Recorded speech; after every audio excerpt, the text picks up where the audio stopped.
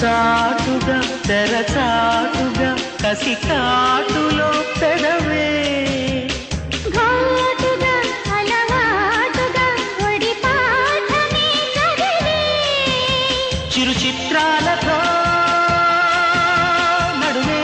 అడిగే వగలే మధుపత్రాలతో నలుగే గడిపే కదలే